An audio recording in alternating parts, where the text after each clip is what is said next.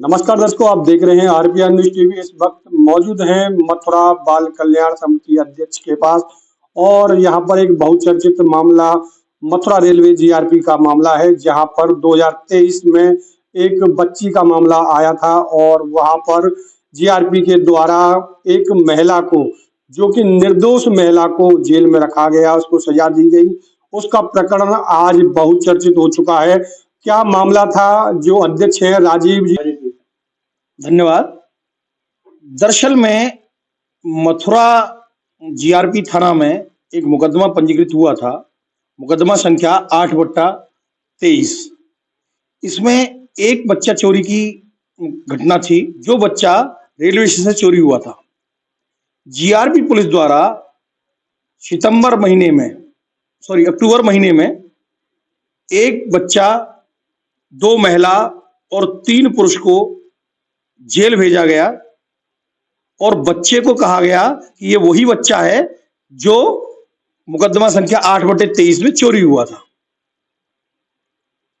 जब ये बात उन्होंने हमारे सामने पहले तो अपने आप ही हैंडओवर कर दिया था, फिर कहीं से पता लगी तो नियमानुसार हमारे पास आना चाहिए सुपुर्दगी के लिए।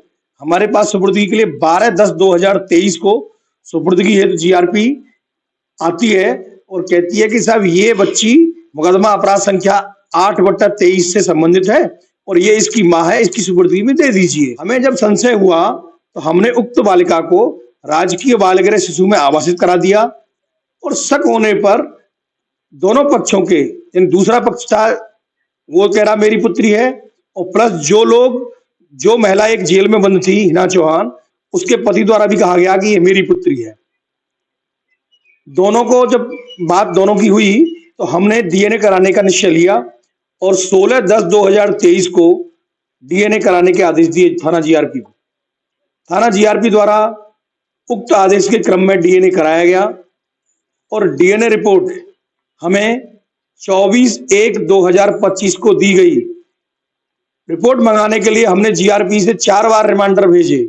उसके बाद हमें रिपोर्ट 24/1/2025 को प्राप्त हुई। रिपोर्ट के साथ जो प्रार्थना पत्र जीआरपी के विवेचक द्वारा दिया गया, उसमें उसने कहा है कि मुझे, यानी विवेचक को, डीएनए रिपोर्ट 31/10/2024 को प्राप्त हो गई। 31/10/2024 के बाद 2 माह 24 दिन बीत जाने के बाद संबंधित विवेचक द्वारा बाल कल्याण समिति को डीएनए रिपोर्ट उपलब्ध कराई गई। लेटी का क्या कारण रहा? इतना लेट क्यों दिया गया? ये तो जीआरपी वालों को पता होगी, उनकी क्या मंशा रही, क्या उनका ध्येय था डिले करने में। लेकिन हमें जैसे ही 24 तारीख को सूचना मिली, हमने तत्काल प्रशासन को अवगत कराया, जुडिशरी को भी अवगत कराया और हमने बालिका को उसके परिवार से मिलाने के लिए उसी दिन से प्रयास चालू कर दिए। ये प्रयास आप लोगों ने चालू किया, जीआरपी की कहीं ना कहीं अपनी नाकामी को छुपाने के लिए इस केस में डिले किया गया। और जब ये सारा प्रकरण चल रहा था, जो लोग जेल में इस समय सजा काट रहे हैं, क्या अभी भी वो सजा काट रहे हैं इस वक्त भी? दरअसल में है क्या है कि ऐसा प्रावधान है कि 90 दिन के अंदर किसी केस में चार्जशीट फाइल करनी होती है, तो पुलिस को 90 दिन पूरे होने से पहले ही चार्जशीट फाइल कर दी गई और मुकदमा ट्रायल पर चल रहा है। जब दौरान ट्रायल पर कोई मुकदमा पहुंच जाता है, उसके बाद ये डीएनए रिपोर्ट प्राप्त हुई है, तो कानूनी प्रक्रिया में है, वो एक माननीय न्यायालय के द्वारा उसमें संज्ञान लिया जाएगा। जो निर्दोष लोग जेल में बंद हैं, उनको रिहा करने के लिए तो माननीय न्यायालय ही सक्षम है, वही आदेश करेंगे। पुलिस भी अपनी नाकामी को छुपाने के लिए दूसरे के ऊपर आरोपों को थोप देती है। क्या इसमें जो महिलाएं और पुरुष है जो सजा काट रहे हैं, क्या नाकामी को छुपाने के लिए ही पुलिस ने ये सारा षड्यंत्र रचा होगा?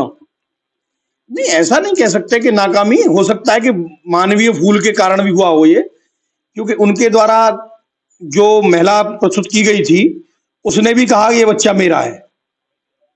जब पुलिस को, हाँ, उस वक्त उस महिला ने भी प्रार्थना पत्र दिया हमें कि ये बच्ची मेरी है और मेरी सुपुर्दगी में दी जाए। विवेचक के साथ साथ उसने भी प्रार्थना पत्र दिया था, परंतु महिला को सुपुर्दगी नहीं दी गई।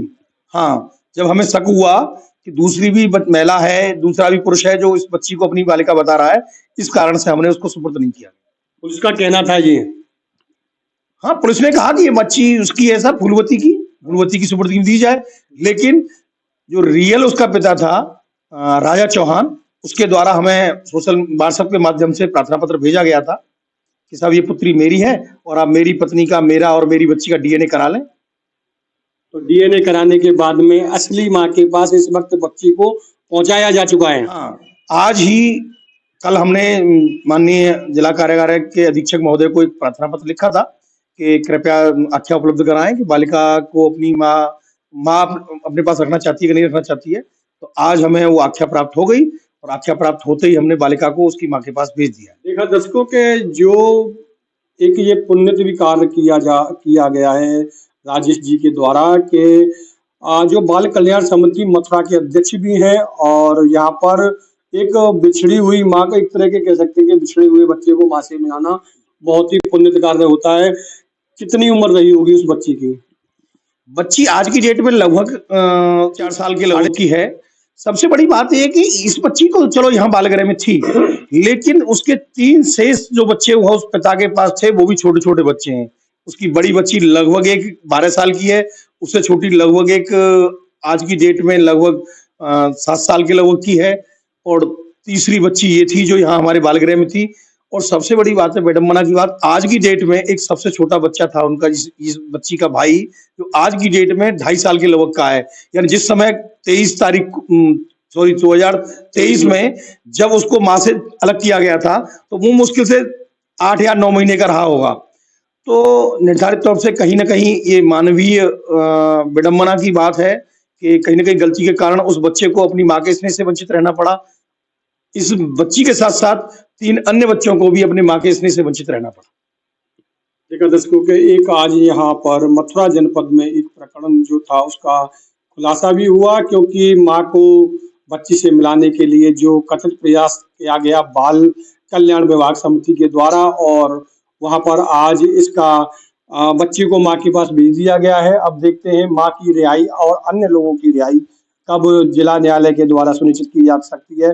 परंतु मैं एक चीज, क्या प्रावधान है अगर ये घटना जो हुई है, इस घटना में अगर वो व्यक्ति जैसे कि डीएनए टेस्ट हो गया, एक मैच हो गया, क्या जिला जो कार्यालय से और जीआरपी के द्वारा, क्या जिला न्यायालय के द्वारा कब इनको छोड़ा जाना चाहिए था? ये तो कानूनी प्रक्रिया है। दरअसल में हर केस का अलग अलग स्टेप होता है। वो ट्रायल के दौरान स्टेज पे पहुंच चुका है मुकदमा, तो वो माननीय न्यायालय डिस्कस करेगा, विचार करके कहाँ इसमें किस तरह से उनको छोड़ा जा सकता है, वो छोड़ने का प्रयास माननीय न्यायालय करेगा। तो माननीय न्यायालय के द्वारा लगभग हम सोच सकते हैं कुछ दिनों में माँ और बच्ची को जेल से रिहा किया जा सकता है। हमने माननीय न्यायालय के संज्ञान में डाल दिया है, और माननीय न्यायालय भी देखो, अननेसेसरी तो कोई रखता नहीं किसी को भी। माननीय न्यायालय भी जल्दी से जल्दी प्रयास करेगा, कानूनी सभी पहलुओं पर विचार करते हुए जल्दी से जल्दी उन लोगों को जेल से रिहा किया जाएगा। मैं अपनी कवरेज को यही विराम देना चाहूंगा, क्योंकि जीआरपी के द्वारा जो भी कुछ गलत किया गया हो या सही किया गया हो वो एक अलग विषय था, वो जांच का विषय है। परंतु मथुरा बाल कल्याण समिति के द्वारा एक सराहनीय कार्य किया गया और चंद दिनों में उसकी माँ के पास बिटिया को पहुंचा दिया गया। मैं अपनी कवरेज में यही विराम देना चाहूंगा।